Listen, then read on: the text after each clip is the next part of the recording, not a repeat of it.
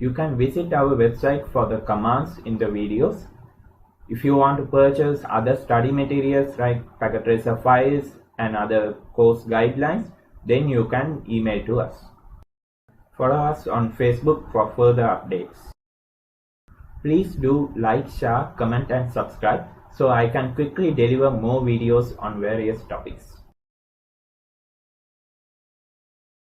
0 to 255.255 would be the network and broadcast addresses in that scenario for /16. Okay, so which you will understand when we try to figure out the answers for the calculation. Okay, by now just know this network address and broadcast address, first usable valid host and last usable valid host, and next network address.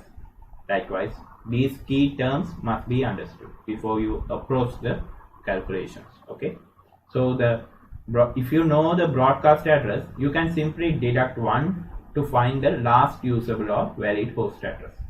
And also, if you know the first network address and second network address, from the second network address, if you deduct 1, you can get the broadcast address. Okay, for example, if you have 3.0 and the second network you are having 4.0, so you can deduct 1, or if you know what could be the previous address of this network, if it is ending with 0 means previously it should be 255. Okay, once after the 255 only you will get 0, right?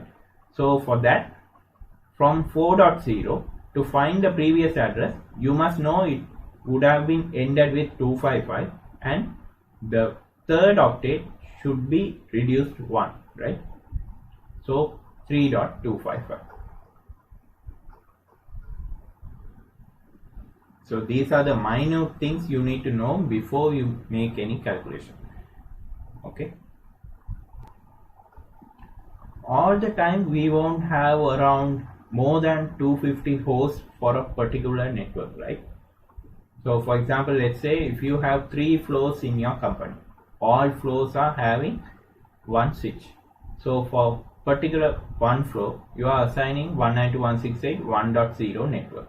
In that floor, you will have 0 to 255, which means you can have around 254 IP addresses or network devices. Okay, for the second floor, you are applying 192.168.2.0. There also you can have up to 254 network devices. In the third floor, again the same 254 network devices. So as a result, let's say in your first floor you are having around 200 network devices, but in the second floor you are having only 80 network devices. So what happens here in this network assignment? From the first floor, if for the 200 network host requirement or network device requirement, if you assign this so for the first floor, if you assign around 254 IP addresses network for a 200 network or network device requirement, it's okay. Okay, let's say for the second floor, for only around 80 host requirements are there. Okay, but if you assign this 2.0/24 network, what happens? All the IP addresses except that 80 addresses are going to be wasted, right? You can't use it for the third floor. Let's say for the third floor, if you have only around 10 to 20 network devices, for that you don't need to assign this much of big network, right? So if you assign that, you are wasting around more than 200 IP addresses for just 20 IP addresses. Okay,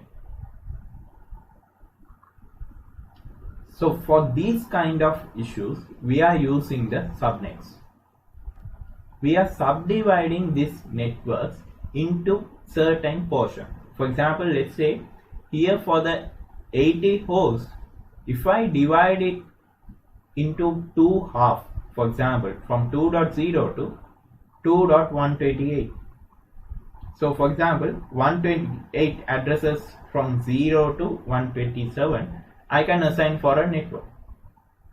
Then the remaining I can use it for the third floor. Okay, Likewise, I can save my entire 192.168.3.0 for a different network requirement, or later I can use it. Okay. For example, so just understand, subnetting is like kind of grouping the IP addresses into certain levels, okay, as per your network requirement, so that you can save the IP addresses.